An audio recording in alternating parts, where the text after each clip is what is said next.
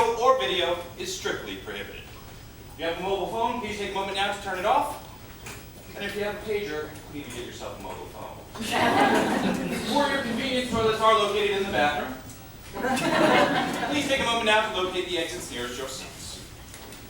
If the theater should experience a sudden loss of pressure, oxygen mask will drop off. Simply place the mask over your nose and mouth and continue to breathe normally. If you're at the theater with a small child, place your own mask on first and let the little bugger fend first.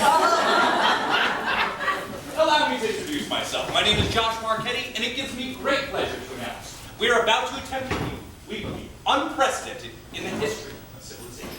That is to capture in a single theatrical experience the magic, the genius, the towering grandeur of the complete works of William Shakespeare. Now we only have an hour and a half, and this book weighs about 6 pounds, which means we have to get through 8 ounces every 7 seconds. That's like 2 six-packs a minute. So we better start drinking. I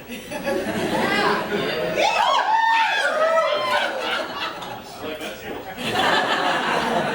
And no one knows more about Shakespeare and alcohol than the gentleman I'm about to introduce. He's an eminent Shakespearean scholar.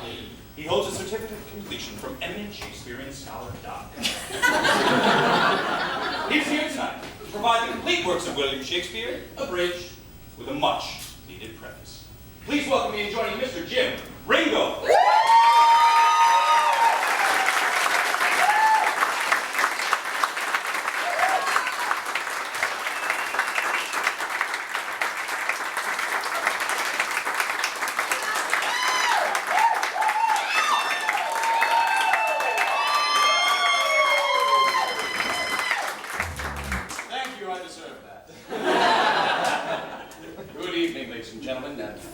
Josh.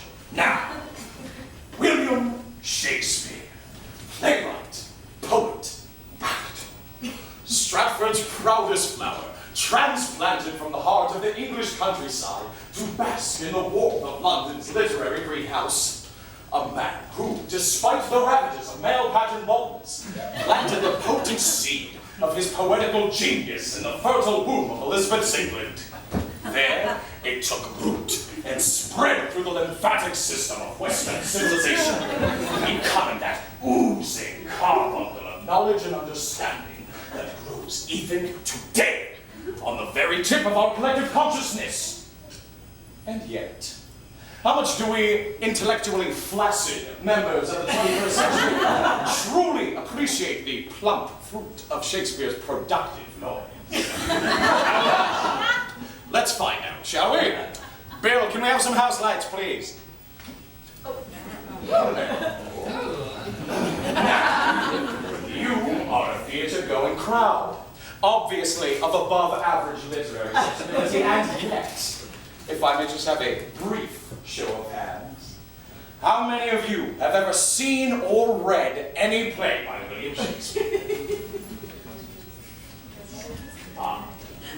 Any contact with the plot whatsoever.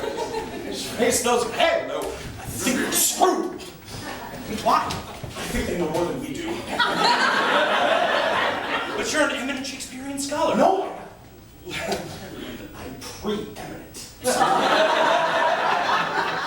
I can be preeminent. Yes.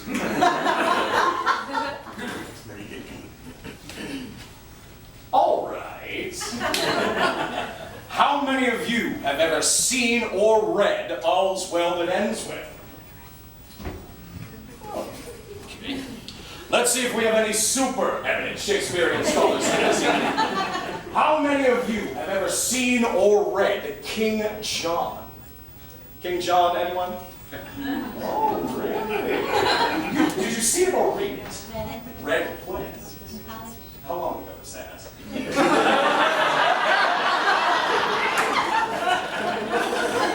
I saw a couple over here. Who's anybody? You, it was your hand up.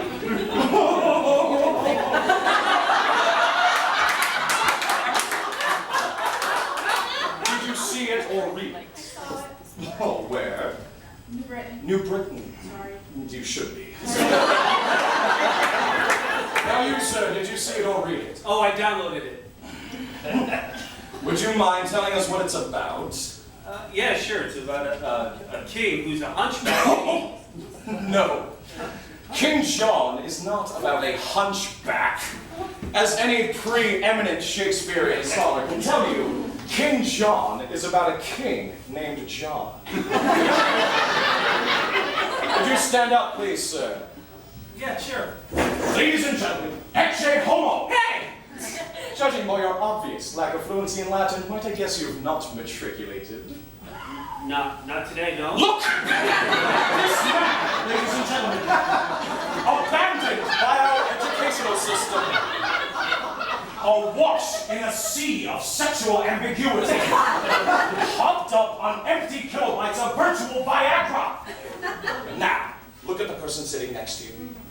Go on, look! Do you recognize the same vapid expression? The same pores clogged with the acne of intellectual immaturity? Or do you perhaps... No, keep looking! Do you see it? A long, a desperate plea for literary salvation. Can I sit down now? No! You stand there before us as a living symbol of a society whose ability to comprehend, much less attain, the genius of a William Shakespeare has been systematically sodomized by soap operas, reamed by reality shows, and violently violated by the women of the View. Sit. Ladies and gentlemen, I say to you, cast off the cheap thrill of the car chase for the splendor of the sonnet. Exchange the isolation of the iPod for the gentle idols of the I am. Imagine a world where manly men wear pink tights with pride. Hallelujah! Imagine a world where this book can be found in every hotel room in the world. Can I get an amen? Amen! This is my dream, ladies and gentlemen. And it starts here, tonight. Join us on this, our holy quest, this Shakespearean jihad. Can I get an amen? Amen! Thank you, Jesus. Now, on with the show, and may the bard be with you.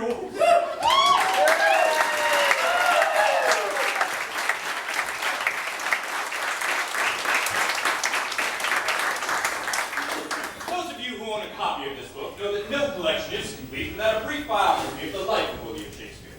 Providing this portion of the show will be the third member of our troupe. Please welcome me in joining Mr. Rob Nichols.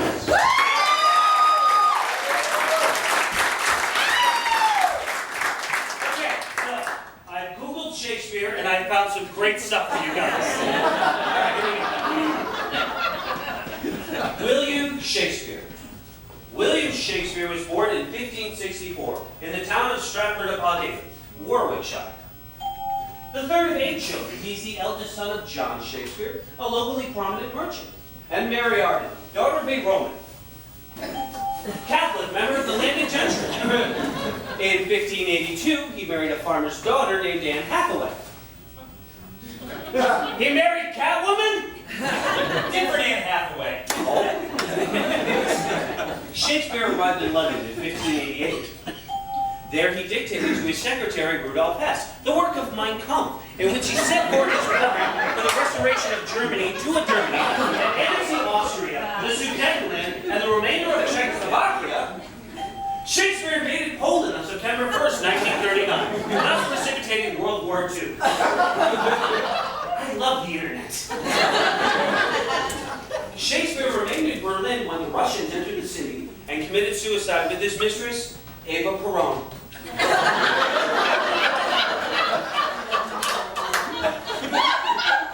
lies buried in the church in Stratford, though his head is in a holding tank in Glendale, California. Thank you.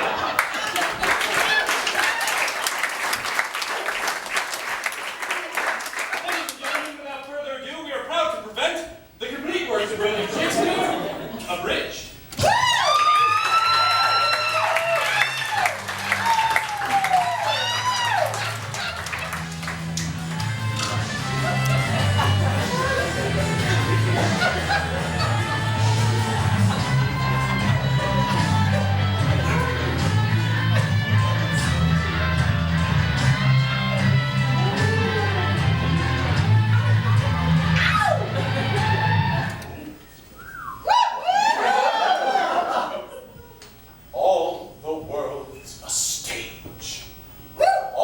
of men and women merely players.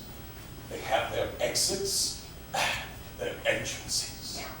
And one man, his time, plays many parts. How many parts must one man play exactly?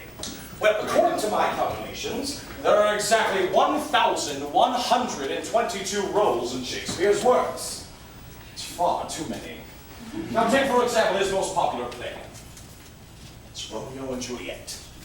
Two passionate lovers, a meddling nurse, and a sympathetic priest, vital to the story. But Mercutio, Lady Capulet, that's unsightly fat on Shakespeare's otherwise muscular body of work. Let us therefore begin our shrinkage of Shakespeare's canon by rendering the gristle and blubber of his greatest romantic tragedy down to the tender, moist, underage flesh of Romeo and Juliet. Prologue.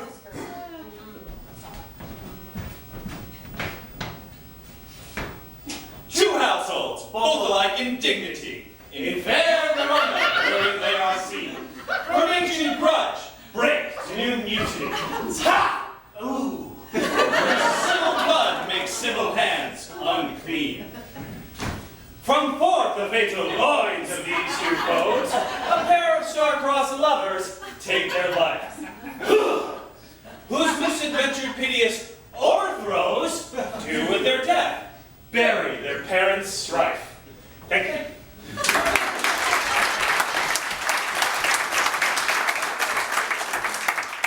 Act 1, Scene 1. Behold, two men in search of Ambrogio. For Capulet, Samson.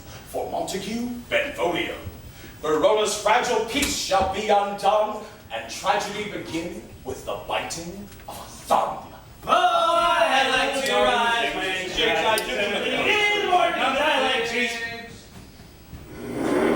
That's it, I hate it. I hate it. I hate his dog. I hate them all.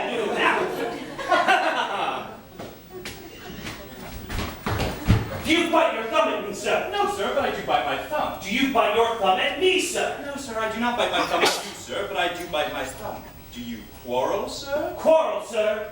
No, sir. But if you do, I'm for you. For I serve as good a man as you. No, better. Yes, better. You lie! Down with the Montagues! Up yours, Capulet!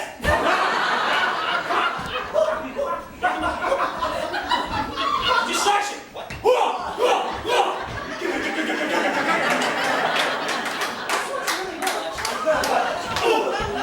Son of a rebellious subject! Oh no! It's the prince!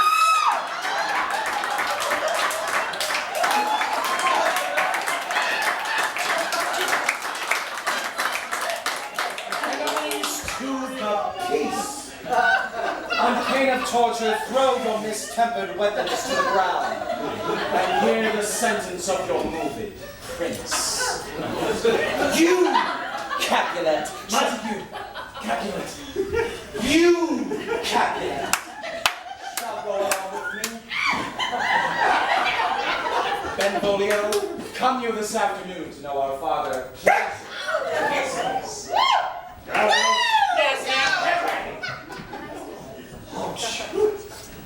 Where is Romeo?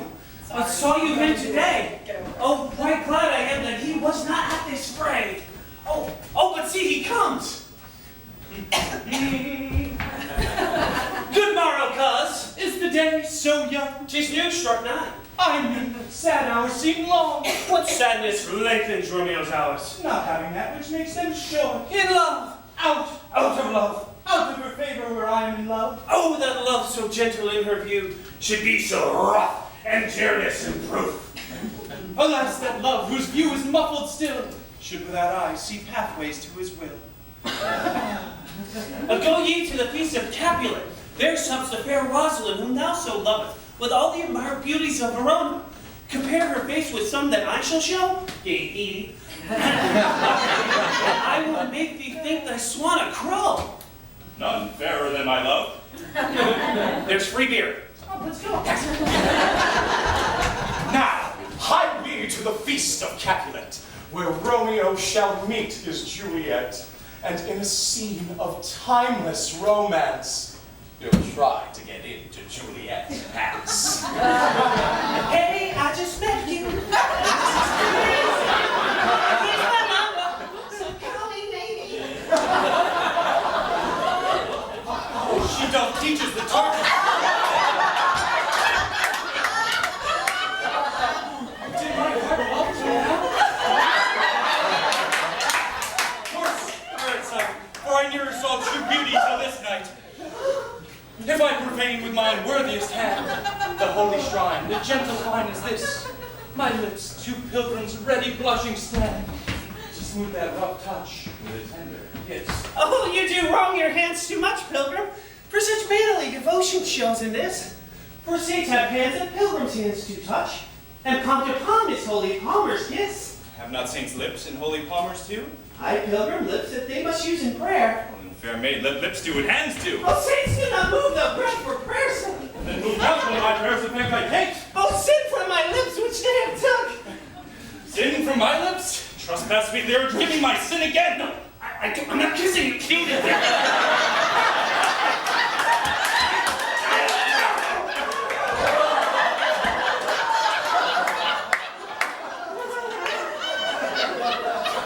You kissed by the book. Oh, what's that? Coming, mother.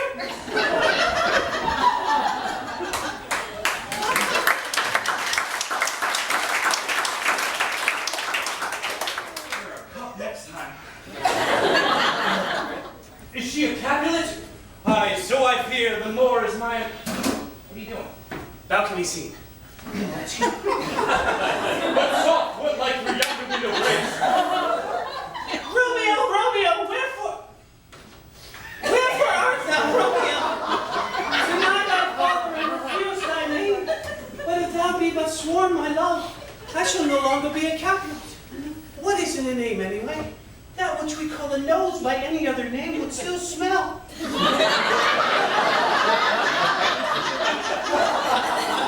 Oh, Romeo, doff thy name, and for thy name which is no part of thee, oh, take all myself.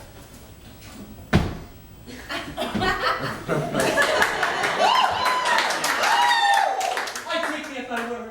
Call me but love, and I shall be new baptized. Henceforth, I shall never... I said, call me but love, and I shall be new baptized. Call you but love?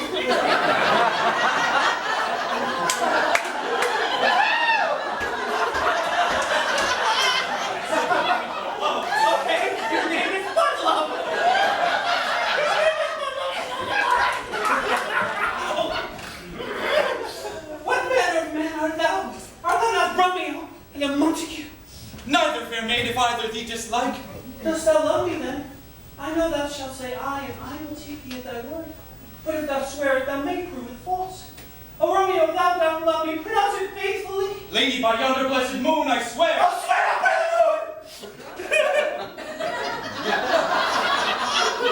Okay, what shall I swear by? moon!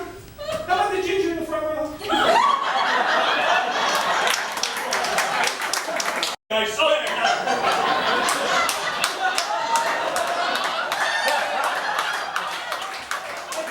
I might have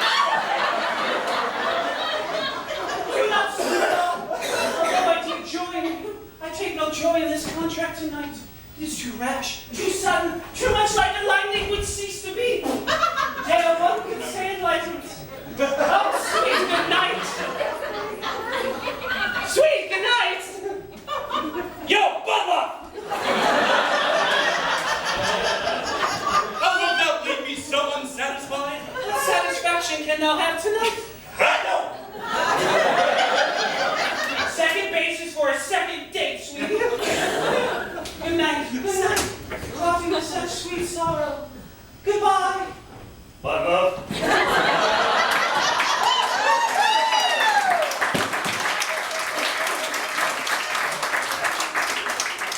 Lo, Romeo did swoon with love. By Cupid he'd been crippled. But Juliet had a loathsome cuz, whose loathsome name was Tybalt. Romeo, the love I bear thee can afford no better term than this. Thou art a villain, therefore turn and draw. Ow!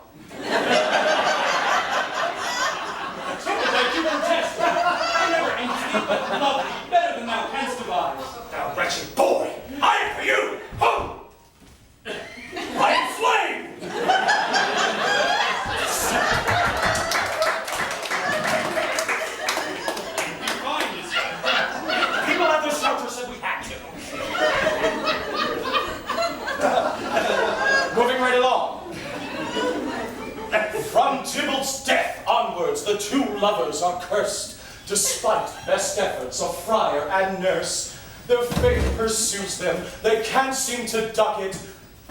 Oh! And at the end of Act 5, they both kick the bucket.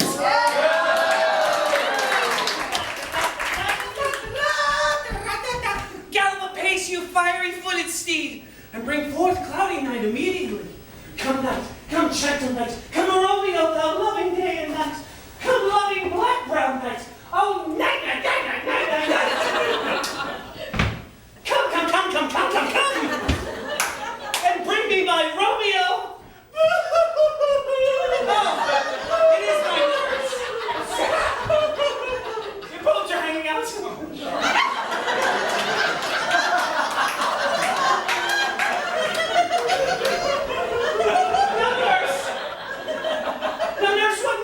Alack the day! He's gone! He's killed! He's dead! Can heaven be so envious? Romeo, who have ever thought it? Romeo! What devil art thou to torment me thus? Hath Romeo slain himself? I saw the wound with mine own eyes here in his manly breast. Is Romeo slaughtered and his Tybalt slain? No. Oh! Romeo is banished! Romeo that killed Tybalt, he is banished! Oh God! Did Romeo's hand shed Tybalt's blood? It did! Alas! Oh, nurse! Oh, nurse! Menopause. Oh, Friar Lawrence! Romeo is banished and Tybalt is slain, and I have cramps and a not so fresh feeling. Canst thou help me, please? Take thou this vial, and with this distilled liquor drink thou off, and through thy veins shall run a cold and drowsy humor. I feel a cold and drowsy humor running through my veins, Obi-Wan. Yeah, that felt good. Made me feel like, oh dear. I don't feel too good. I feel a little rumbly in my tumbly. I feel like I could, oh dear.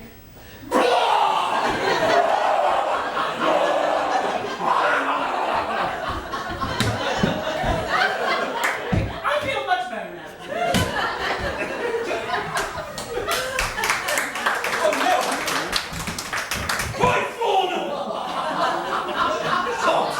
Sorry. Oh, that's okay, keep going. The show's going well. My love! My wife! Death that hath sucked thy honey from thy breath hath no effect on thy beauty. Juliet, why art thou so fair? Maybelline. Here's to my love. O true apothecary, thy drugs are quick. Thus with a kiss, I die.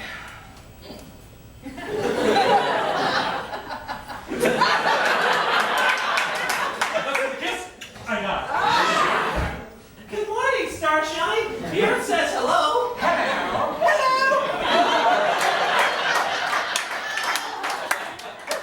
Oh, where is my love? What is this? An empty cup in my true love's hand. Poison I see hath been his end. Oh, wretched churl, drank all and left no friendly drop to help me after. Then I will be brief. Oh, happy dagger, this is thy sheath. Well, that's Romeo for you.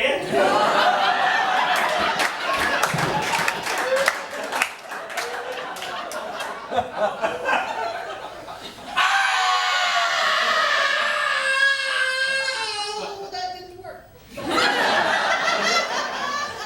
Wait a minute.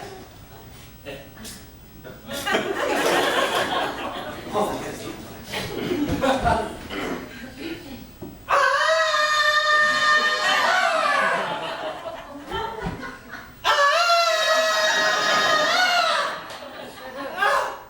There, Rust, and let me Die. Epilogue!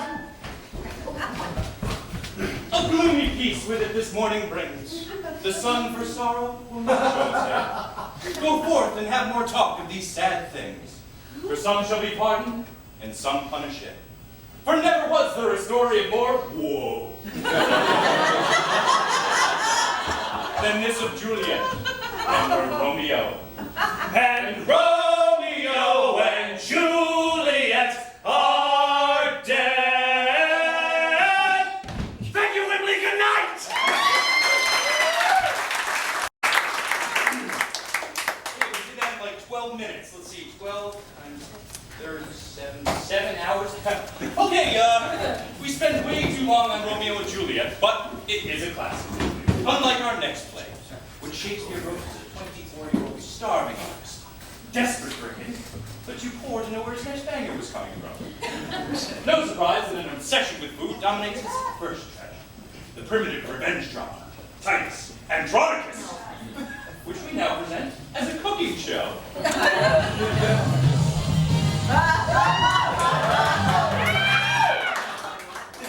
Good evening, everyone. I'm Titus Andronicus, and welcome to the Gory Gourmet. Now, when you've had a lousy day, your left hand chopped off, your son's murdered, your daughter raped, both of her hands chopped off, and her tongue cut out, well, the last thing you want to do is cook. Unless, of course, you cook the rapist and serve him to his mother at a dinner party. My daughter Lavinia and I will show you how. Oh, good evening, Lavinia. Good evening, Happy. And how are you feeling today? Not so good, Happy. I got my tongue lopped off. I got my hair cut off. He raped me. How do you think I feel?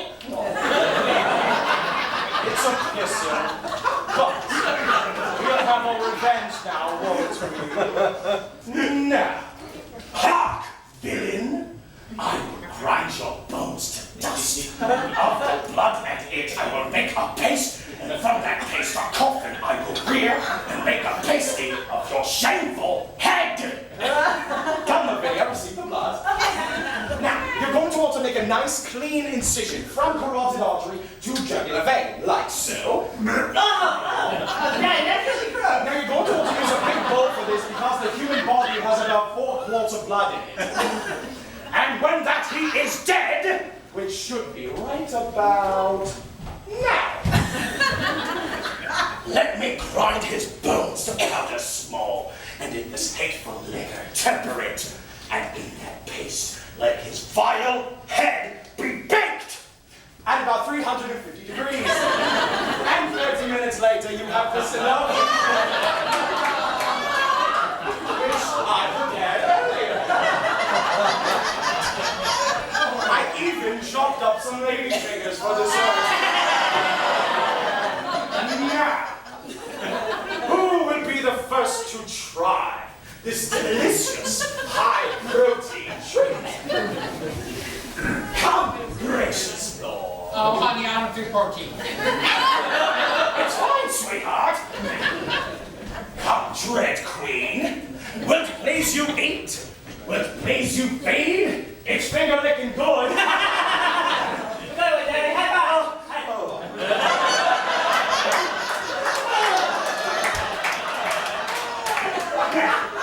We're out of time. Join us next week when Timon of Athens shows us a meaty new take on the Greek salad. Say goodnight, Lavinia. Good night, Lavinia. Close enough. Good night, everybody.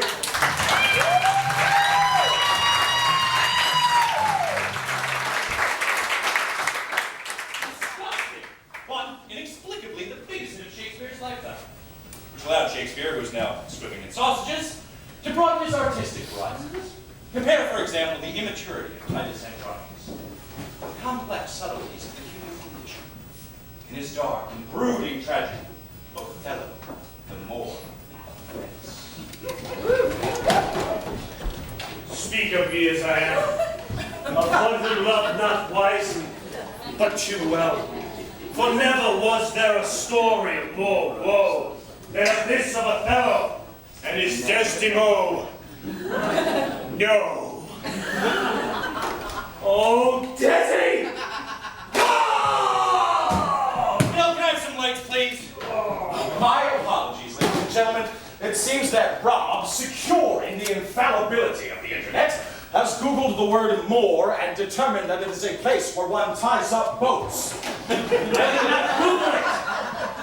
I wikid it. I'm sorry. I'm sorry. God, so ignorant. So what is a moor? Actually, that's the topic of a blazing scholarly debate. To Elizabethans, the word Moor cannot refer specifically to the Berbers of North Africa, or to of any person of sub-Saharan African descent. So Othello's black? Oh, you mean African-American? Doesn't the play take place in Italy? Okay, so he's African-Italian. What did you do in blackface? No! Are you trying to piss off Oprah? Today's entertainment culture requires more sensitive, ethnically appropriate casting.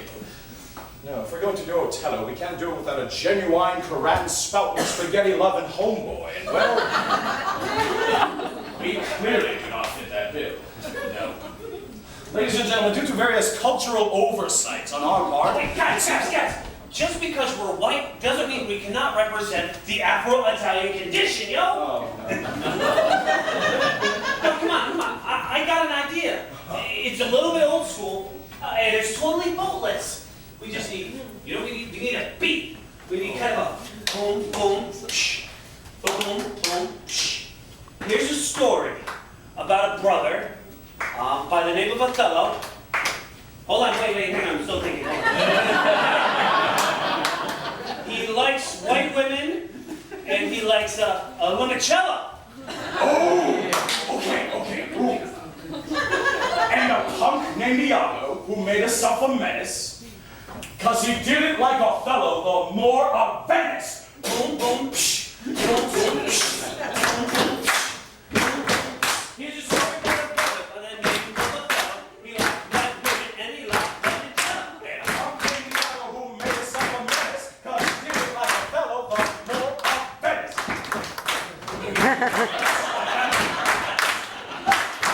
Now Othello got married to Desdemona. But he took up in the wars, and he left her alone. He was alone.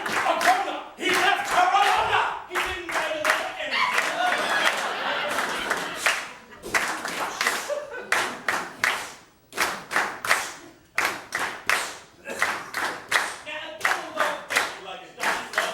And does he love Othello? Because he had a big sword.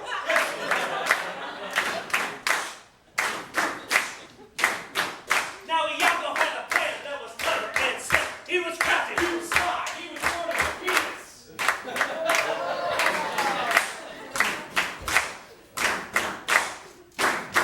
He said, I'm gonna check them all. How you gonna do it? Tell us. Well, I know he's 20 pounds and he's too damn jealous. He doesn't find with the show. So he found a chump sucker by the name of Cassio. And we can't put him on his hand. And Othello gets to run with just maybe it. While he's been out fighting, the man's in an army. Or does he and Cass playing hide the salami? Salami. And he thinks he pulled it off without a idea. Oh, there's a meeting at the Go, who we met in that fall saying go. She wasn't no hoe. She was Pure, clean, virginal, true. So why'd you have to go and make her face turn blue? It's true. Now what you gonna do? And Othello said, Damn, this is getting pretty scary. He pulled out his blade and committed Harry King. Do that funky Moor thing. Iago got on a technicality. Hollywood, we got his own TV show that is prime time. Spear. Desperate houseboats. Africa.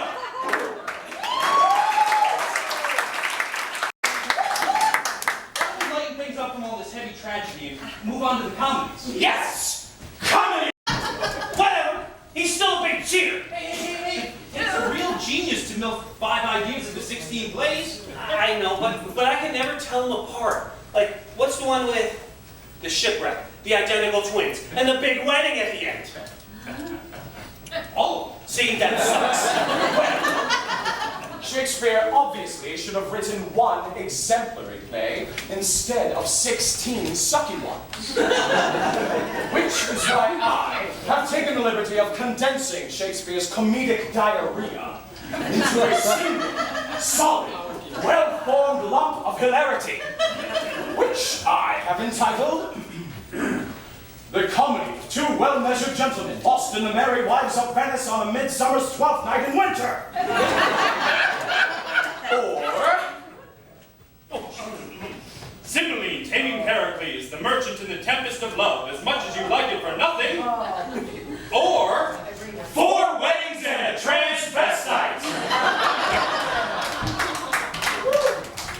Act 1. A Bohemian duke swears an oath of celibacy, turns the rule of the city over to his tyrannical brother, and sets sail for the golden age of Greece. While rounding the heel of Italy, the duke's ship is caught in a terrible tempest that casts him up on a desert island, along with his sweet, innocent, and clueless young daughter. Oh, dearest father, I am so lonely and pubescent on this island. I am sad, boo-hoo, and frisky. Oh, yes.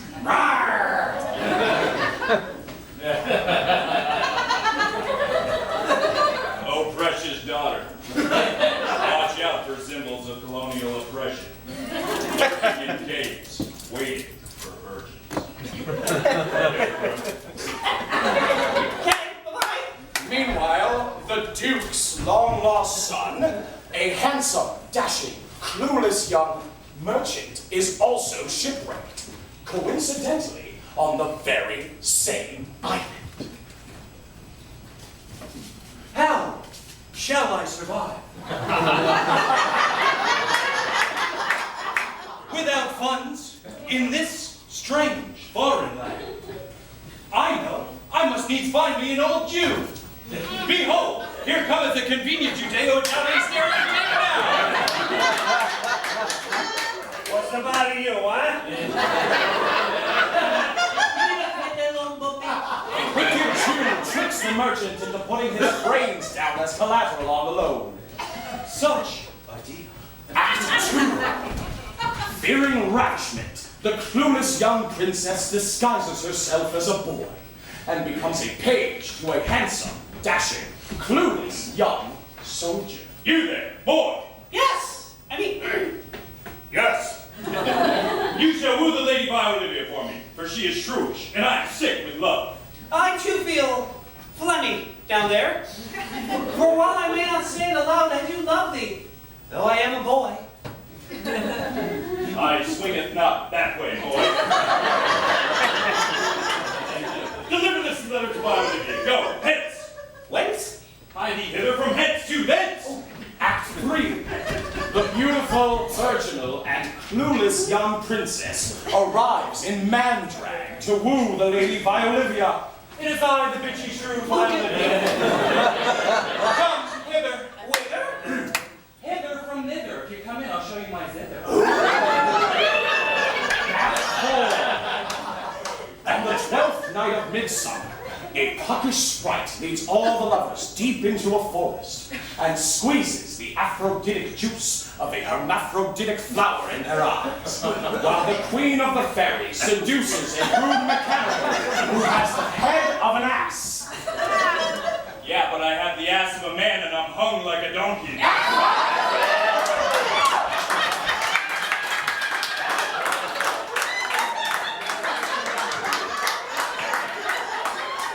In the ensuing bisexual animalistic orgy, the princess's man clothes are ripped off, revealing a smoking bod and female genitalia.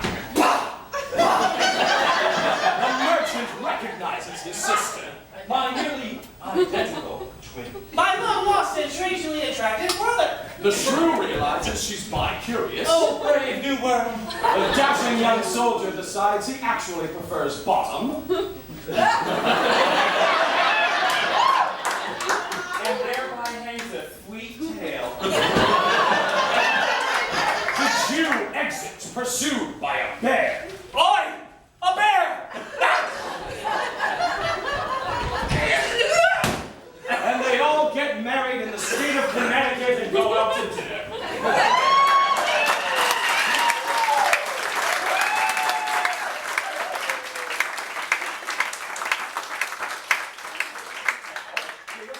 friends if we be friends, because all is well that finally ends. Thank you. Oh, yes. 16 plays in 5 minutes, not bad, but if we're going to get out of here before midnight, we have to get back to the tragedy. Yes! Tragedies! Tragedies? Yes. Interesting. We have discovered that Shakespeare's comedies aren't nearly as funny as his tragedies. I knew it was funny. Scottish play. Oh, yeah.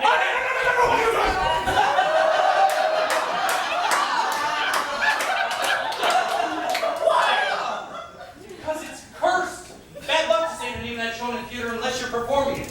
That's why we refer to it as the Scottish play. But we are performing it. Besides, there's nothing remotely Scottish about it. It's all in the performance, Rob. It has to be done so that you can see the heather rippling on the highlands. You can feel the cool summer breeze wafting up your kilt. And you can smell the vomit steaming in the alley behind the pub. Good idea. Kilt. Whiskey. Vomit! Ladies and gentlemen, we are proud to present our authentically Scottish production of Macbeth.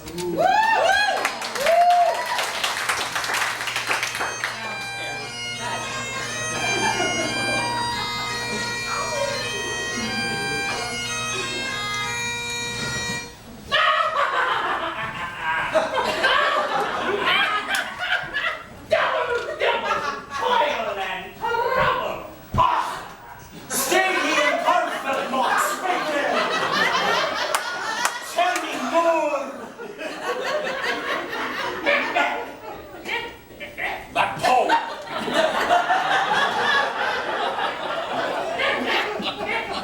Well, no man or woman born shall harm Macbeth. He'll Baron of Wood come to Dunsinane. Don't you know? Well, that's dead great! But mock what mock? I mock, need mock, fear of mock, good!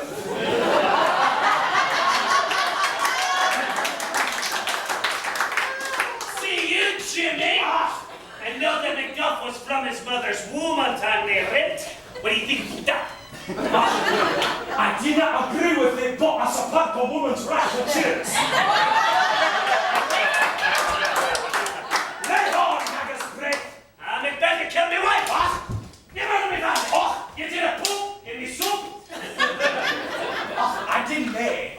You did. I'm gonna throw half of that away.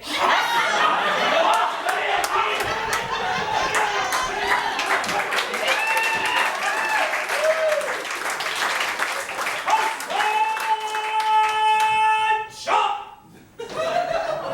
Behold where lies the usurper's cursed head. Macbeth, your ass is out, you with me? Forward! Hogan!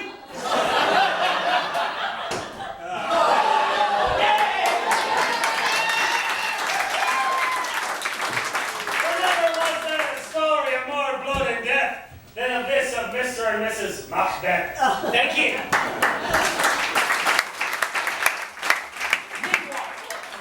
In ancient Rome, Julius Caesar was a much-beloved tyrant.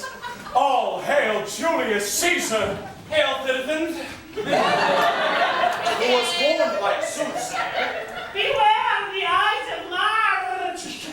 The great Caesar, however, chose to ignore the warning. What the hell are the Ides of March? The 15th of March. Why, that's today. Surprise!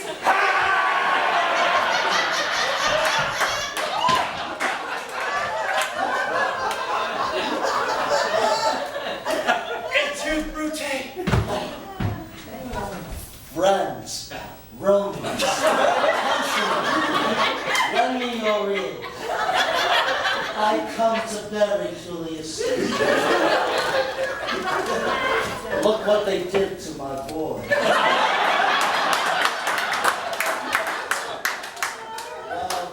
Bury him so that we can get on with my play. Antony. And Cleopatra! Is this an asp I see before me? Come, Venice, wretch!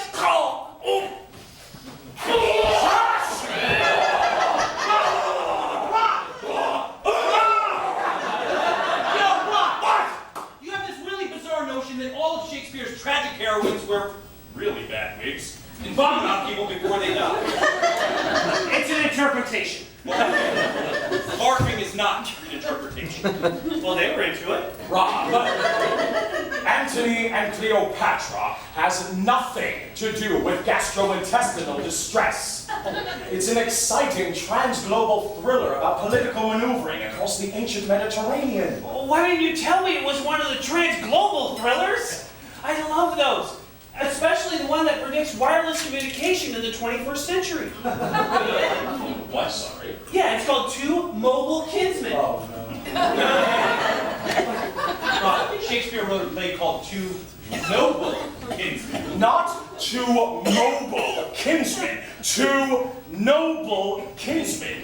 No, they were definitely mobile kinsmen because the two kinsmen are Bill Gates and Steve Jobs. No, the kinsmen are two cousins who fall in love with the same woman. And they're totally texting her all the time. You're my BFF, LOL, OMG. No! Well, F you, I've never heard of it. Well, it's not all his fault. I mean, most people haven't heard of it because it falls into the category of neither comedy, nor tragedy, nor history, and which scholars refer to as the problem plays, or in certain circles, the obscure plays, or sometimes the lesser plays, or quite simply, the bad plays. But not all of the problem plays are completely without merit. What? Take Troilus and Cressida, for example. That's hardly crap at all. In fact, I discuss it in my unpublished monograph about Shakespeare entitled I Love My Willie. You guys would love it. Oh, it's big, it's uncut, and I've been hammering away at it for years. In fact, I think I'll whip it out for you all right now.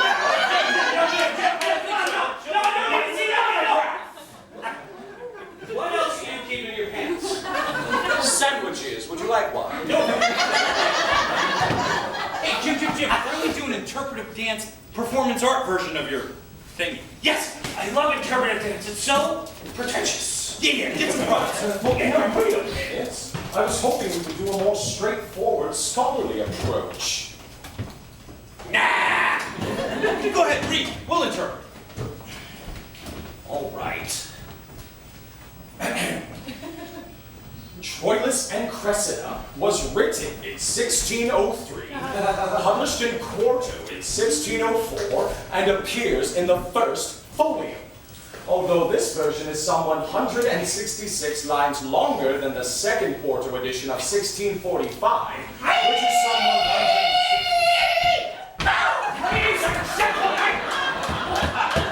My monograph has nothing to do with angry birds. Put these back on my desk. Jim, isn't there something in there about the plot? Plot? Oh, of course I got the plot. It's right here on page. Last page. Troilus, youngest son of Priam, king of Troy. Oh, hold on. I got an idea. Hold on. Okay. So, you play Troilus, and you can be a king. Hoo-ha! Loves Cressida. I'll go get a wig. Thank you.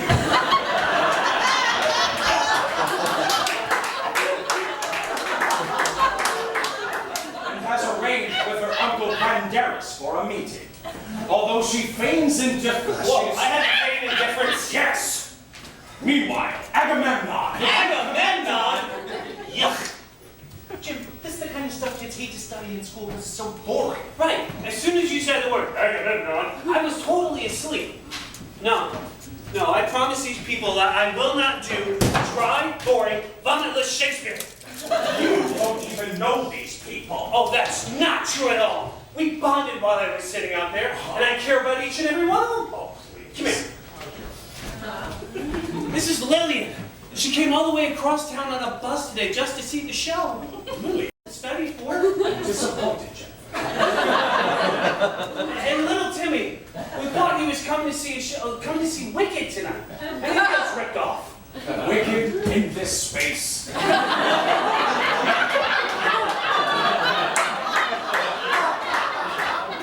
What's your point, Rob? Well, the point is that I love these people, and I don't want to see them turned off to Shakespeare. That's what happened to me. When I was in school and I was supposed to be studying Shakespeare, well, I would look out the window and think, why can't this Shakespeare stuff be more like sports? Sports. How do you mean? Well, think about it. Sports, they're exciting. They're engaging. Like take the histories, for example. You've got kings running up and down the field, the throne passing from one person to the next. Everybody's bumping each other off. Why, it's just like football. But you do it with a crown. They are kind of similar, aren't they? Yeah. You know, I think I have a whistle in here somewhere. Oh dear. All right. Who's ready for a Game of Thrones?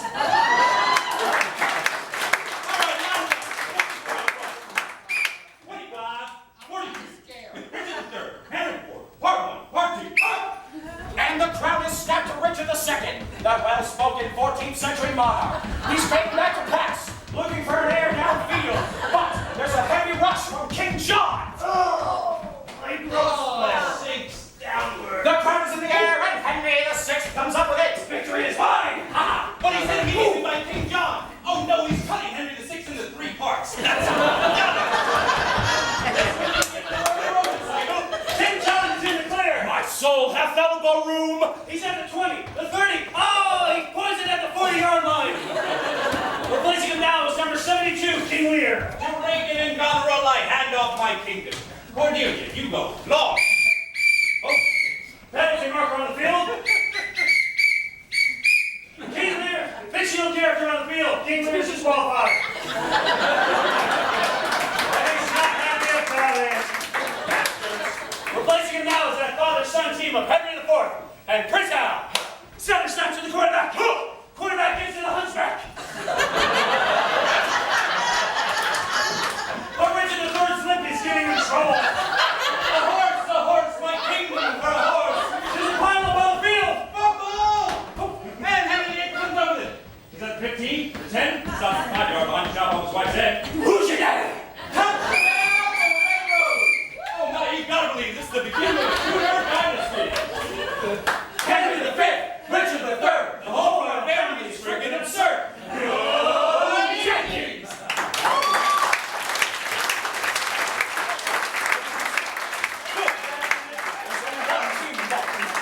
Hey, Bill, can I get some lights? Lights. What are you doing? I just grabbed a list of the plays. I think we might have done them all. Really? Yeah, look at it. We just did the histories. Right.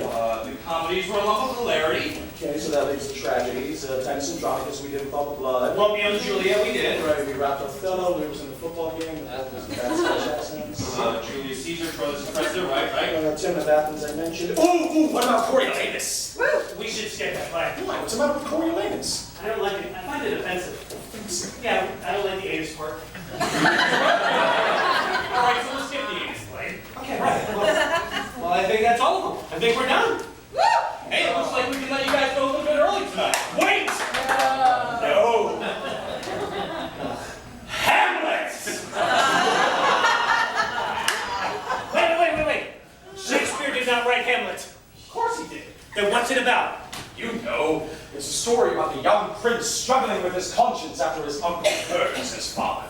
That's called The Lion King. Child! Ladies and gentlemen, 36 plays down, 1 to go. A play of such lofty Hold on, poetical Jeff. and what do you want? Listen, Hamlet, it's a serious and hardcore play. I just don't think I'm up for it right now. You mean it's the last one? I know. It's just that the histories, they left me so physically and emotionally drained that I don't think I can do it justice. Rob, we don't have to do it justice. We just have to do it. Well, fine then. I don't want to do it. Rob, our show is called The Complete Works of William Shakespeare. The Complete Works.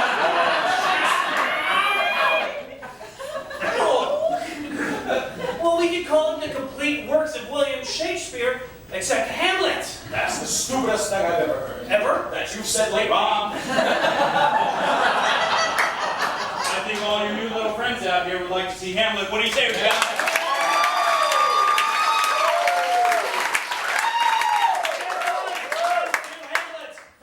As a two-person show.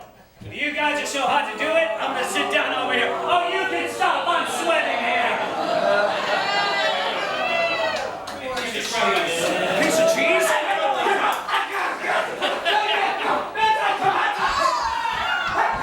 What? Where'd you get this? That nice one in there. Sorry, Mom. Right. Now, we have to start with the guard scene. So we're going to need Bernardo and Horatio. Gotcha. Oh, we're also going to need Rosencrantz and Guildenstern.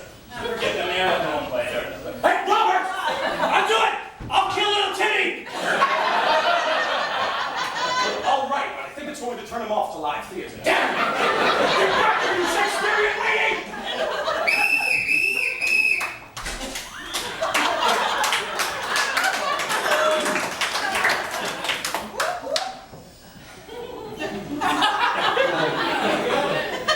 How's it going? Been better. You're usually much faster than Rob.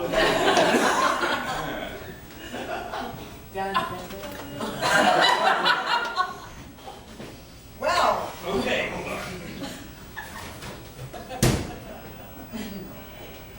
they're drinking over there.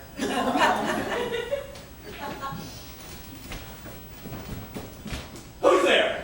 Hey, answer me. Stand and fold yourself. Home with the king. Bernardo? He.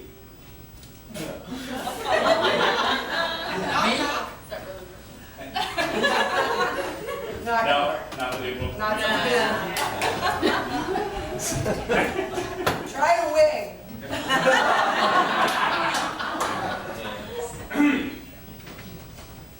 I'm all right now, but last week I was in rough shape, you know?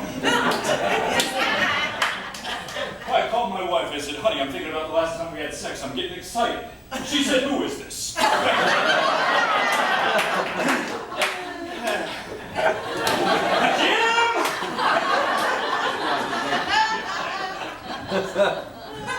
Okay. So I'm having this dream last night, a typical actor's anxiety dream. We're doing this show. We're making really good time.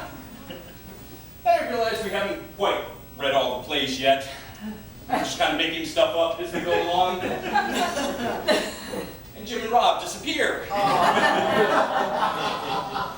I'm left on stage alone with an hour to fill, and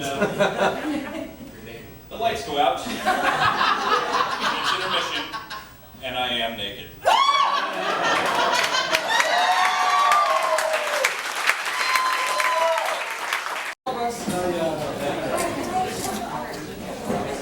You guys have a good intermission?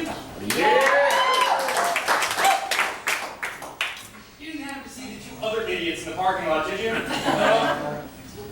Okay. Long line at the ladies' room? No. Always. You didn't turn off your phone? It's mine, sorry. It's Jim.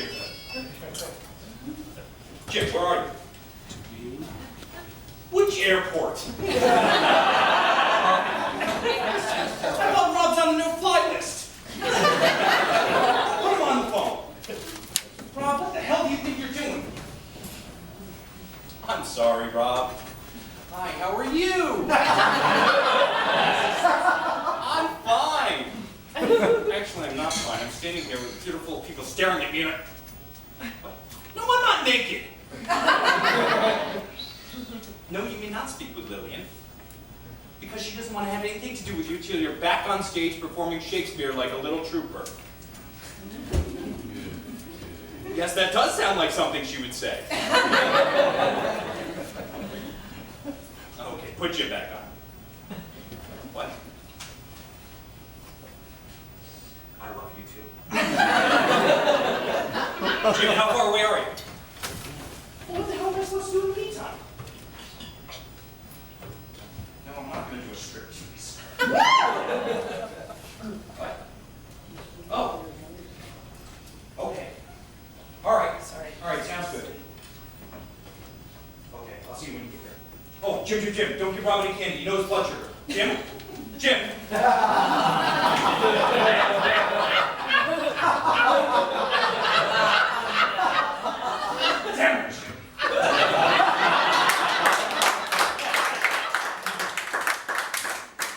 Hey, well, Jim reminded me while we're waiting that we should cover Shakespeare's sonnets.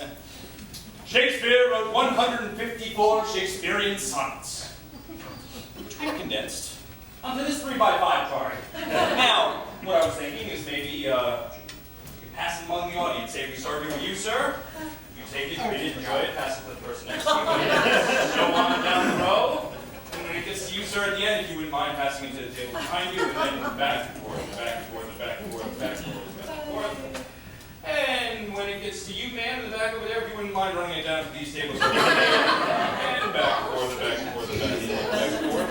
And when it gets to you, sir, if you wouldn't mind bringing it back up to those tables over there. And back and forth, back and forth, back and forth, back and forth. And when it gets to you, sir, if you wouldn't mind, Jim and Rob should be back. Bill, can I have some house light, please? Ladies and gentlemen, without further ado, Shakespeare's sonnets. That first one's real good.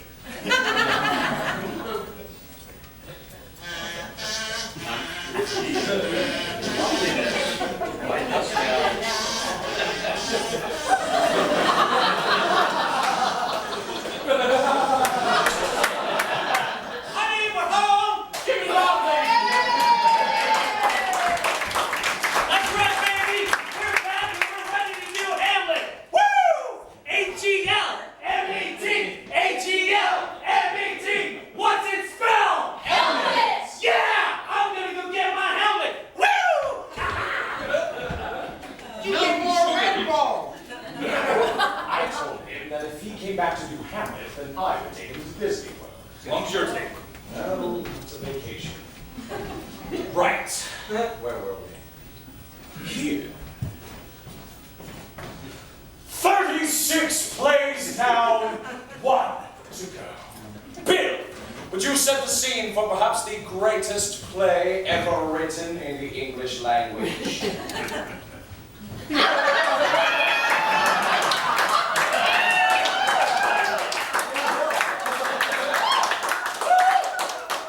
Not the miracle worker.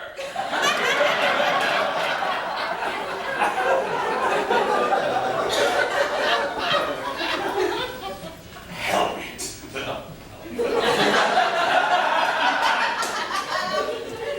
Hamlet. The tragedy of the Prince of Denmark. The place. Denmark. The battlements of Elsinore Castle. Midnight. 2 guards enter.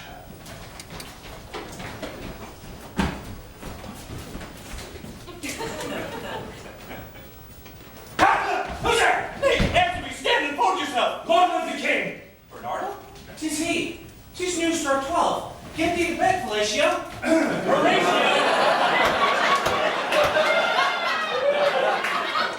Horatio. For this relief, much thanks. Well, good night. Peace, brave the off. Look where it comes! Mark it. You would be spoke to. What art thou, by heaven, I charge thee, speak!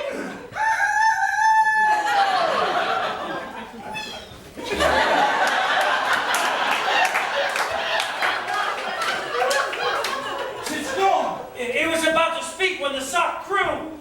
Break we our watch up, and by my advice, let us impart what we have seen tonight unto Hamlet, Prince of Denmark.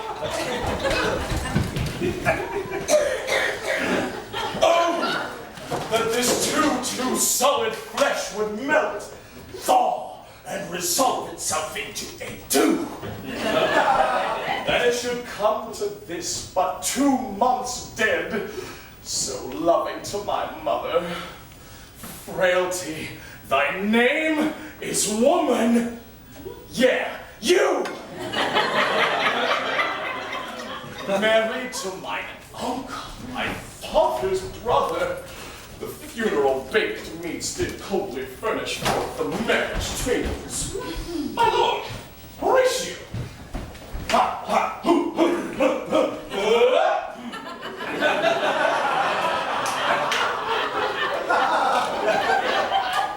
Methinks I see my father, Horatio. Where, my lord? In my mind's eye, Horatio. My lord, I think I saw him yesterday. Saw who? The king, your father? The king, my father! Where is this? Upon the platform where we watched. 'Tis strange. I will watch tonight, and perchance will walk again. All is not well. Would the night were come! You're on a roll, Bill.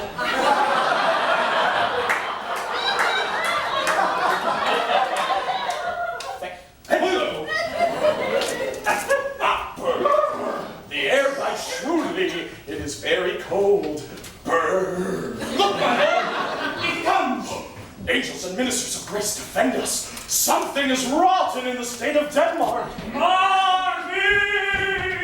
Speak, I am bound to hear. So art thou to revenge when thou shalt hear.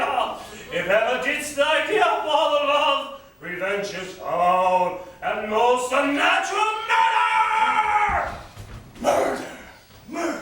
The serpent that did sting thy father's life now wears his crown! My uncle? Your uncle? Let not the royal bed of Denmark become a couch for incest. Incest? A couch? And you, Hamlet, remember me! There are more things in heaven and earth, Horatio, than are dreamt of in your philosophy. So, piss off! I hereafter shall think meet to put an antic disposition on. I'm going to play mad. The time is out of joint. Oh, cursed spite, that ever I was born to exit right. Options.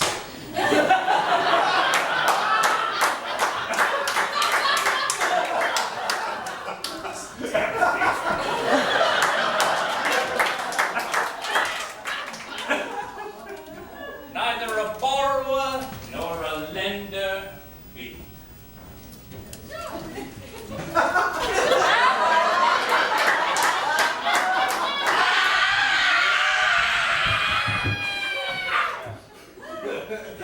How now, Ophelia? What's the matter? My lord, as I was showing you my closet, Lord Hamlet, with his doublet all embraced, no hat upon his head, pale as his shirt, and his knees knocking together, and a look so piteous in purport, as if loose from hell to speak of horrors, he comes before me.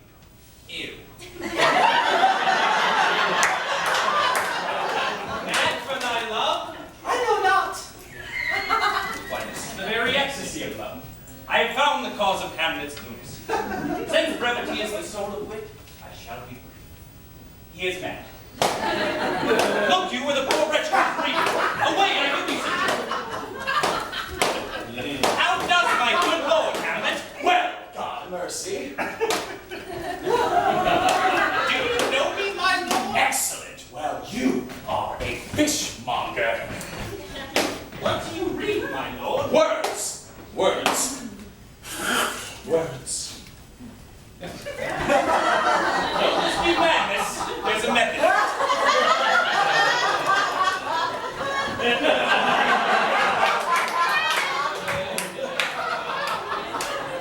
Daddy, the players are here, and they want to do the play within the plaything, and I have no idea what that is, so you better come right away. My lord. My back.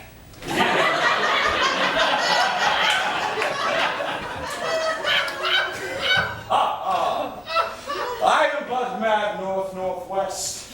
When the wind is southerly, I know a hawk from a handsaw. I'll have the players play something like the murder of my father before my uncle. I'll preserve his looks, if he do but blanch, I know my course. The play is the thing, wherein I'll catch the conscience of the king!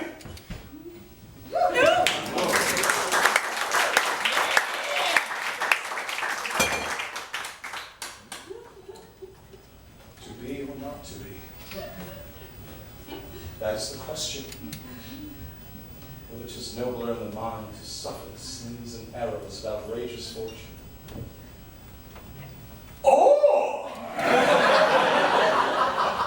to take arms against a sea of troubles, and by opposing, end them to die, to sleep, perchance to nap, perchance to doze, perchance to snide. No, this is too much.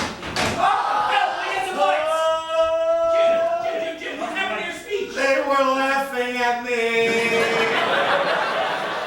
Oh, they weren't laughing at you. They were laughing adjacent to you. No, that woman was laughing at me. No, that's Jess, and she's on Prozac.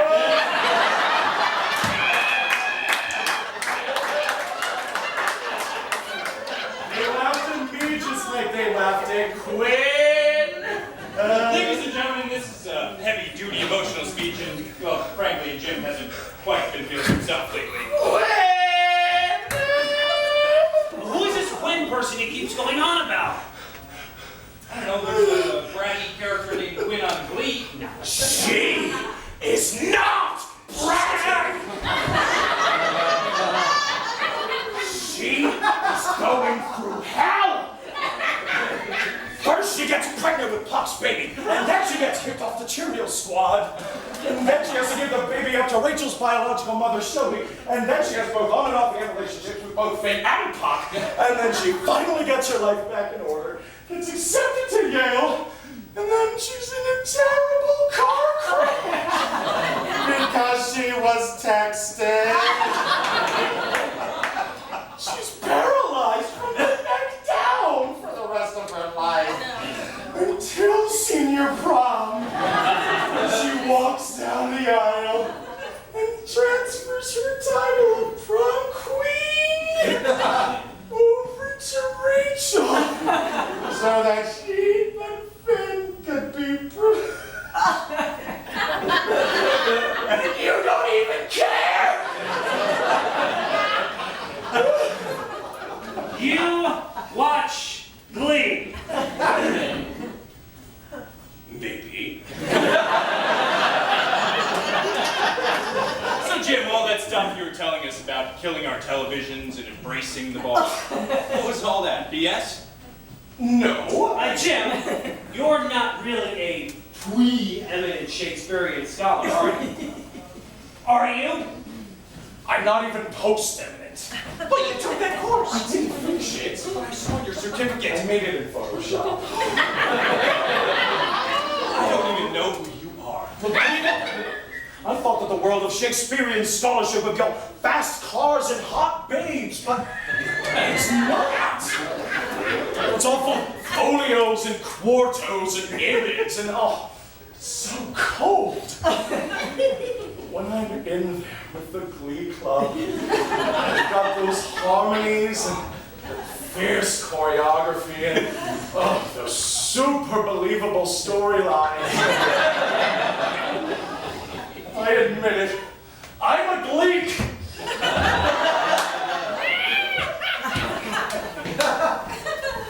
You get it timed out. I need one.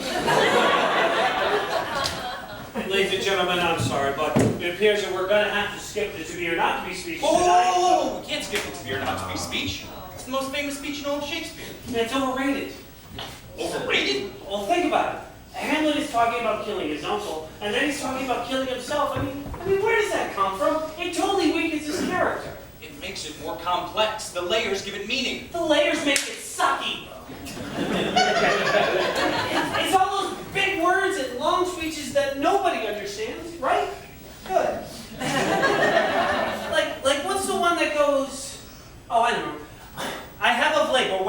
know not, lost all my mirth, forgone all custom of exercise, and indeed it goes so heavy with my disposition that this goodly frame the earth seems to me a sterile promontory.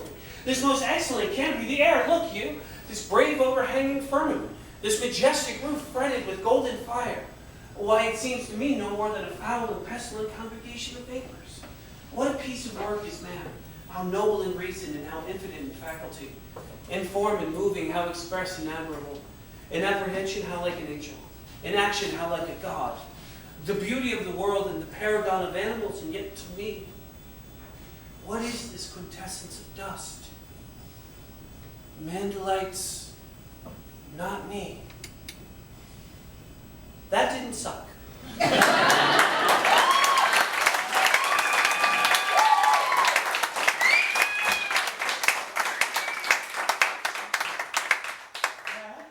Was beautiful, man. See, you guys, that speech is both emotional and intellectual. The two can live side by side. You mean like Rachel and Finn?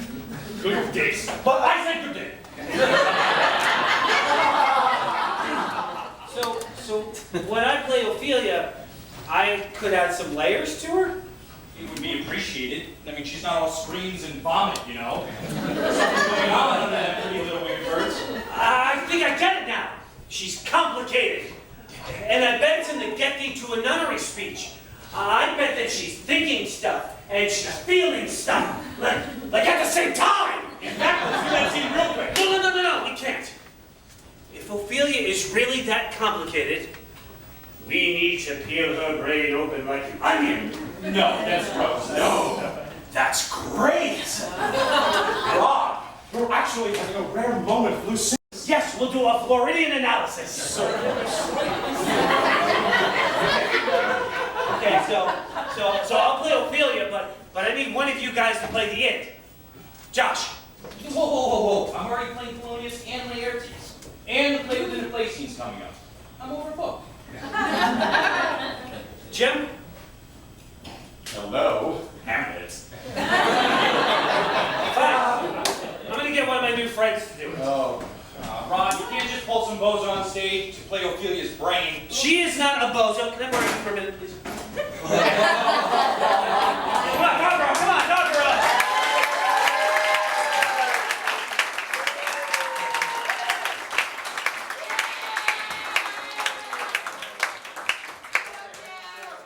She is not a bozo. She's one of my very best friends. Now, what's your name? Okay, do you mind if we call you Bill? It's just a little easier for us to remember. Okay, good, great. Glad you're on board with this stuff. Okay, great, so here's what's going on. Ophelia, she's, Hamlet, Jim, could you explain to Bill about the layers, please? Sure. It's all very simple, Bill. You see, Hamlet is playing out subliminated childhood neuroses, displacing repressed animal desires into sexualized anger towards Ophelia. Hamlet's being a prick. Oh, exactly. The id represents the raw animal power of the individual, which Rob has effectively encapsulated in Ophelia's trademark scream. Well, thank you, Jim. Welcome, Rob. This is clearly over her head. Oh, well, come on, give her a chance. So Hamlet's really upset, and he says to Ophelia, get thee to a nunnery. At which point, Ophelia's id, that's you, shrinks. It's all very simple, Bill. Hamlet says, get thee to a nunnery, at which point Ophelia's id, played by Bill, screams. Right? Thanks for breaking up the group, Yoko. I'll give you one.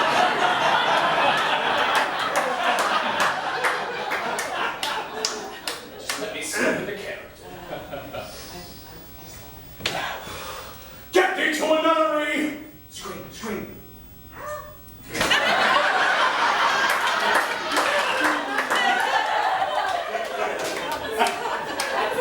Now, did you hear that, Josh? I thought that was pretty good. It wasn't bad. No, it's up. Oh, come on. I mean, give her a chance. I mean, she's not an actress. I mean, quite frankly, it shows.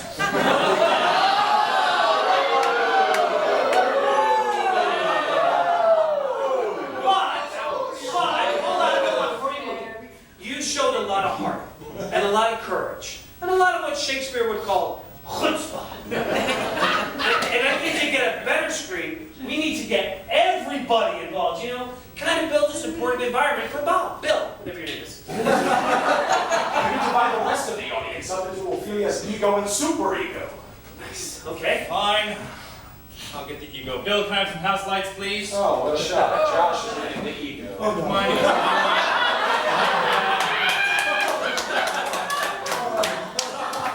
At this point in the play, Ophelia's ego is flighty and confused. It's an ego on the run. So why don't we represent this, Bill? If you don't mind us calling you Bill. Why don't we represent this by having you run back and forth across the stage in front of you? In flip-flops. Want to give that a try right now? You can take your time, please. Don't worry, you might get injured here. Want to go? Go! Run!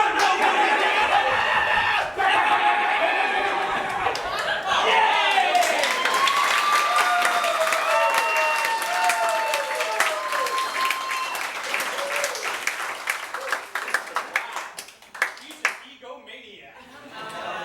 Okay, so now let's get everybody who's sitting at the counters over here and back there. You guys are going to be Ophelia's unconscious. Oh my God, unconscious! They're what? Wake up! Come on, we're doing a show. Wake up! Come on now. He's sleeping. I woke him up. Okay, now. Now the unconscious is the watery depths of Ophelia's soul, and she's being tossed and pulled by these emotions. So I need everybody who's sitting at the counters to throw your arms in the air. Come up, and kind of wave them back and forth. Like you just don't care. Kind of undulate. And I want you to say, maybe, maybe not.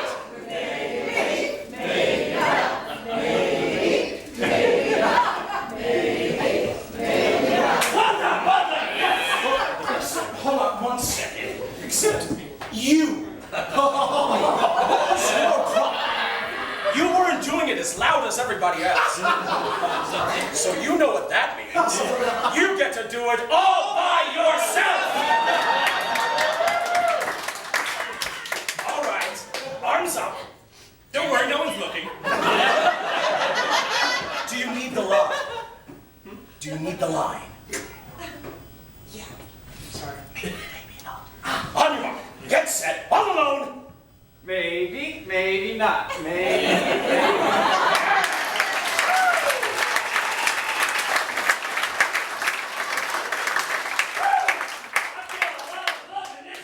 Oh, I feel something. Why don't we get everybody that's not sitting at a counter to be Ophelia's superego? Now, the superego is that jumble of voices inside your head that dominates your moral and ethical behavior. It's very hard to shake, and some people never shake it in their entire lifetime. Like Catholicism. Exactly. So let's break the tables up into 3 sections. You guys sitting at the tables over here, you are going to be section A. Now remember that, there'll be a quiz later. Now, everybody who's sitting at these tables down here on the floor, you are going to be section B. And everybody who's sitting behind this counter at these tables is going to be section C. Look, they can even speak Spanish. Okay, so, section A. You are the masculine voices of all the men in Ophelia's life that have been keeping her down. So, we're going to use one of Hamlet's lines here. Excuse me? Shush! Now, we're going to have you said, get thee to a nunnery. All right, let's give it a try. Section A. Get me to a nunnery! Wow. Section A, that was awful. Come on, Section A. I want it loud. I want it like you got up there. Section A. Get me to a nunnery! Yes. Much less totally pathetic.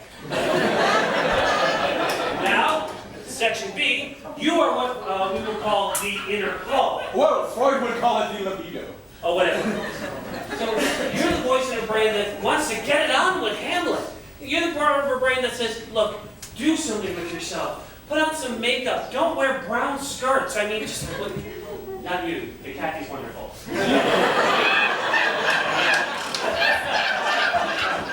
There's actually a line about makeup that's straight out of the Shakespearean text. Why don't we have have them say, paint an inch thick. Okay, all right, so section B, we're going to have you say, paint an inch thick. All right, let's give it a try. Section B.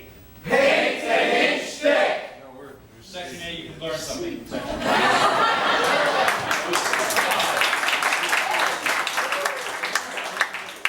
Now, section C, you are the most important part of all. You are going to make Ophelia relevant to the 21st century. Ooh, interesting.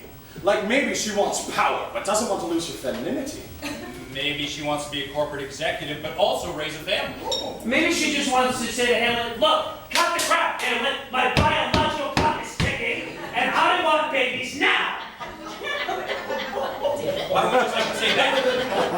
That's a good idea. Okay, so section C, you guys back here, we are going to have you say, cut the crap, Hamlet. My biological clock is ticking, and I want babies now.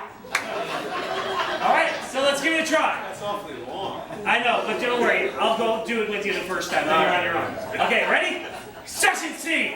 Cut the crap, Hamlet. My biological clock is ticking, and I want babies now. Nice.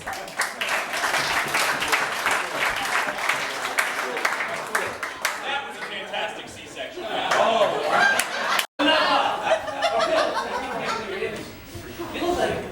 Never mind. Anyway, so your job is to take all of this stuff and pull it deep within your soul. We're going to get all this Floridian stuff going. The science, the uncon science. Do you want to count as the maybe, maybe not? The biological clock is ticking. So I want you to take it and blend it all in your soul.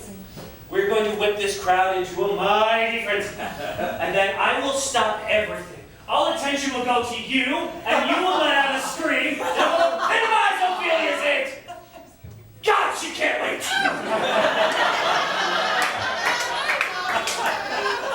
Okay. All right, everybody, let's take a deep breath. Let it out. Let it out. Now remember, no matter what happens, act natural. All right, ready? Start the ego. Ready? Get set. Go. Get set, hands up. Hands up.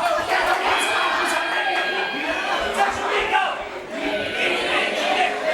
Section C, go. Cut.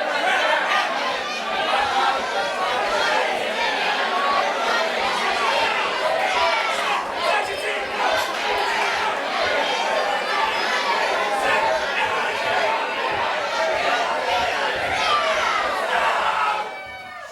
Scream.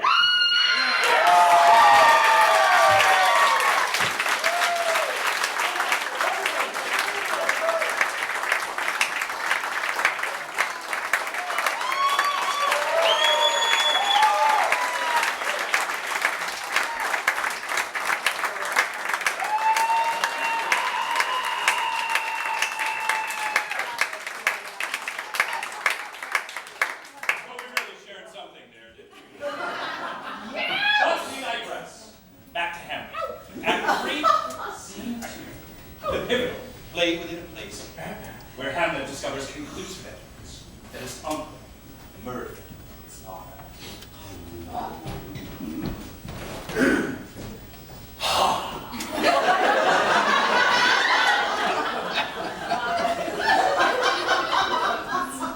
Speak the speech. I pray you as I pronounced it to you triptically on the tongue. Suit the action to the word, and the word to the action, and hold, as for a mirror up to nature.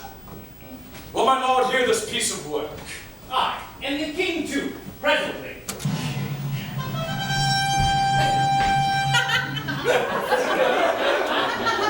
How does my cousin Hamlet and my son?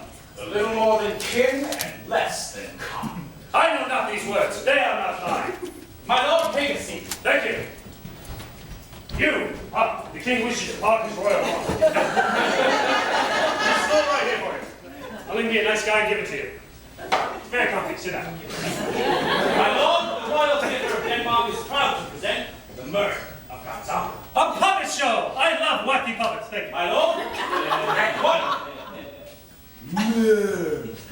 I wish I were as attractive as the current king, but no, I'm his ugly brother.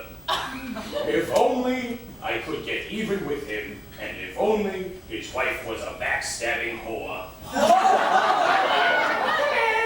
Larry, I'm a backstabbing whore! Yes! How big of a whore? Well, come on! Hey!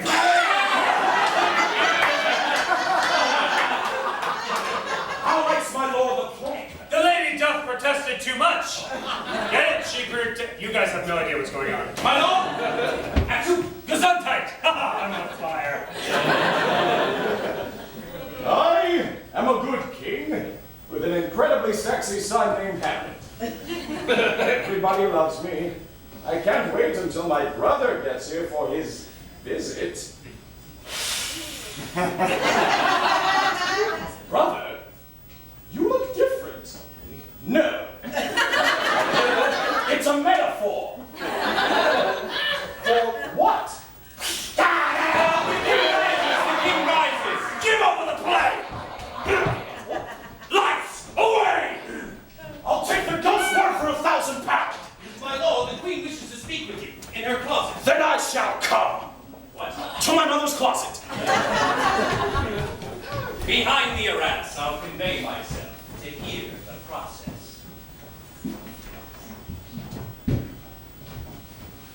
Now, mother, what's the matter?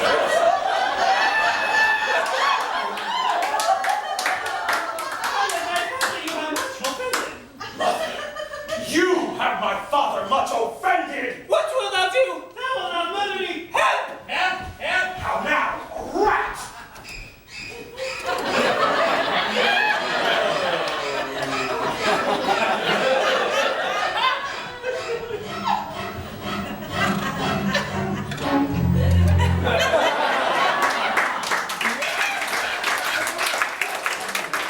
Dead.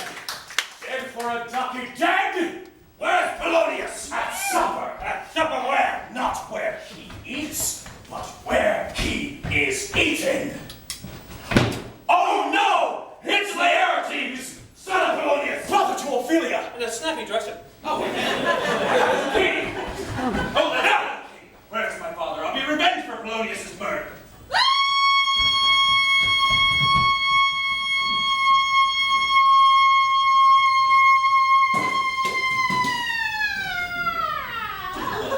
Now, what noise is this?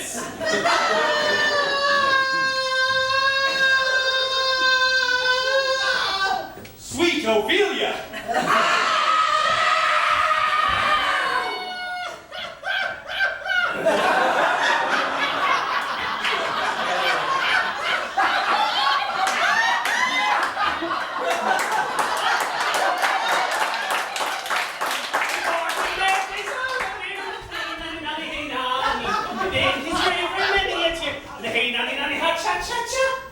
Very well, my dove. I am mad. Oh, I am quite out of my mind. Now, see, this is what we call acting. Here's a rue for you, and rosemary for remembrance. And I'd have given you violets, but they withered and when my father died. You bastard! I'm feeling nauseous.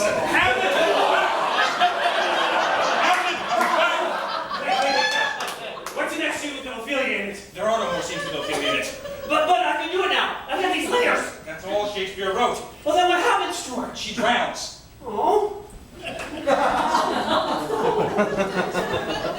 Oh, what would I undertake to prove myself my father's son, more than in words? All right, here we go. No, off stage!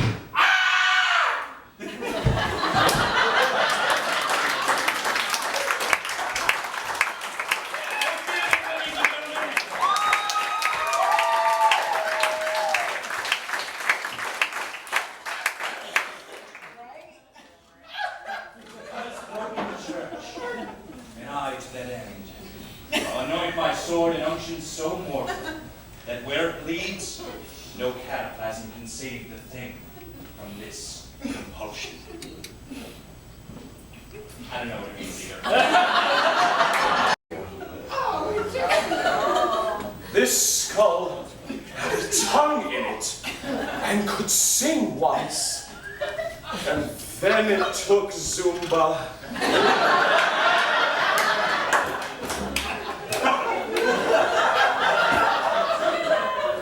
alas, poor Yorick. I know. But soft, here comes the queen. Count me a while, and mark. Lay her in the earth, and from her fair and unpolluted flesh may violence spring. Sweets to the sweet, farewell. Hold off the earth a while, till I've caught her once more in mine arms. Whose grief is this that bears such an emphasis? It is I, Hamlet, the great Dane. Gentlemen,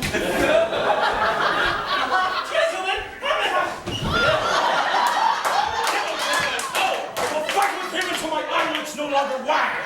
The cat on you and the dog will have his day. Come, give us the foils. One for me. careful, they're sharp. Come, sir. Come, my lord. What? No. Judgment? A hit, a very powerful pulpit. What are you airing? Layers.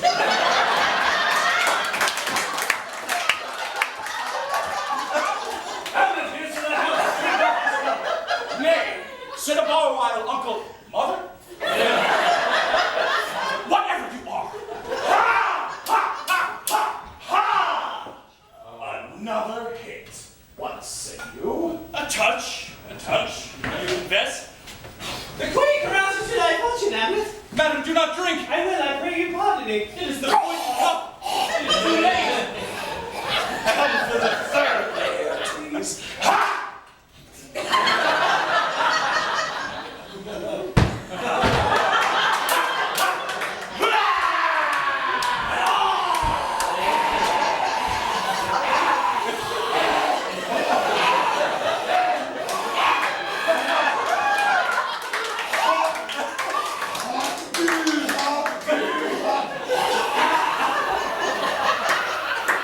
How does the queen? She swoons to see thee bleed. Shut up! Now the drink. I am poisoned.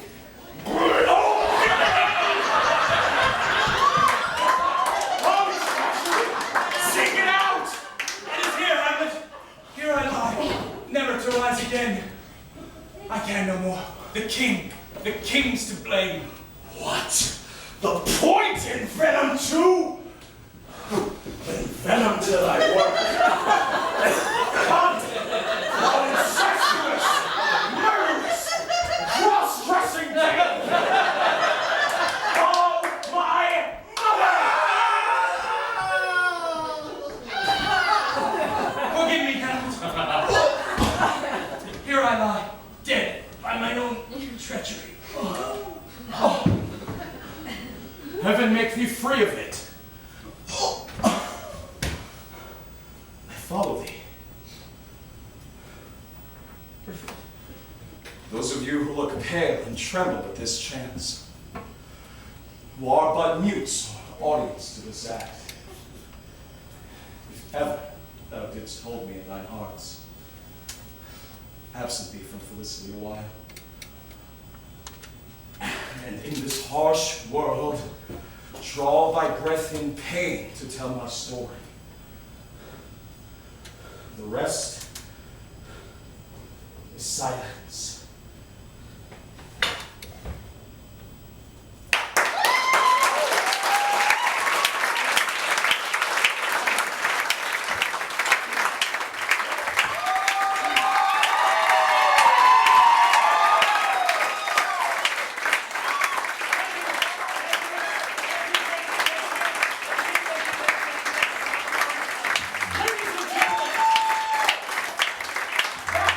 Was the complete verse of William Shakespeare. 37 plays in 97 minutes. You finished a few minutes early. Let's do Hamlet again. We can do it if we cut these layers. Right, ladies and gentlemen, you shall have an encore. Ladies and gentlemen, I feel I should make an announcement just in case there are any small children in the audience. There's a lot of crazy props flying around, sharp swords. It may look like fun and games, but it is actually very difficult and dangerous. Please keep in mind that the three of us are trained professionals. So, Do not try this at home. Go to a friend's house.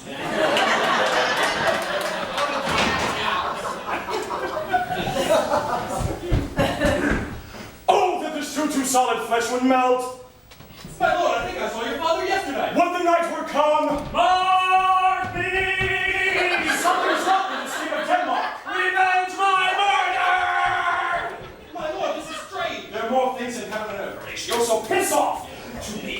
not to be? That is the question. My good Lord Hamlet! Get thee to a nunnery!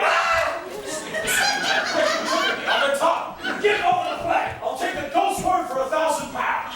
Now, mother, what's the matter? What will thou do? Thou will not let me have. Help! I'm out, a rat! Dead for a puppy, dead! Now, Hamlet, where's Polonius? At supper, where? Dead! Sweet Ophelia! Alas, poor York! But soft, here comes the queen. Lay her in the earth! Sweet citizens! Hold off the earth! It is I, Omelette, the cheese Danish. Take my soul! Come, this is the place. Run for me! I follow thee, the rest is silence.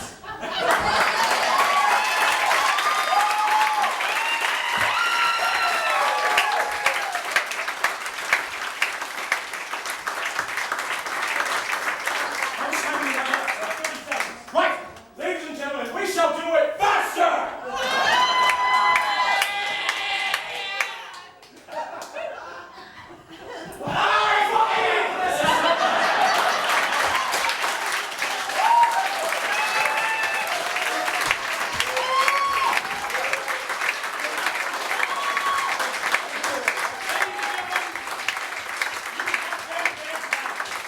You can now do it backwards! Wait, what? What? Backwards? I thought we were out of time. Yeah, screw the time, I'm having fun. You're having fun. Okay. You're keeping me from the bar, just so you know.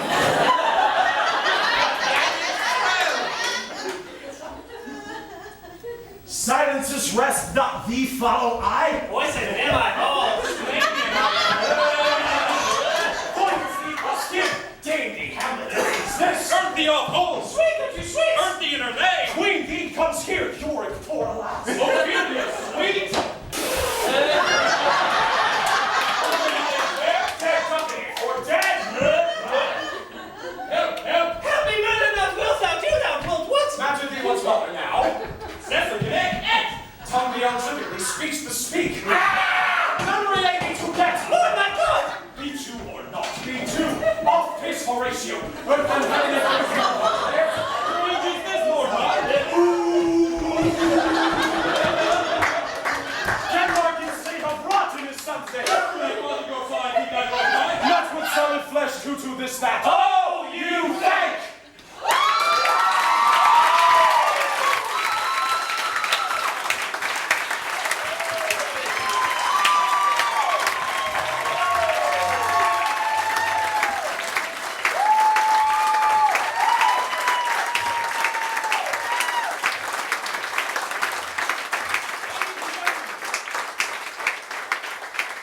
Gentlemen, that was the complete works of William Shakespeare. Yeah!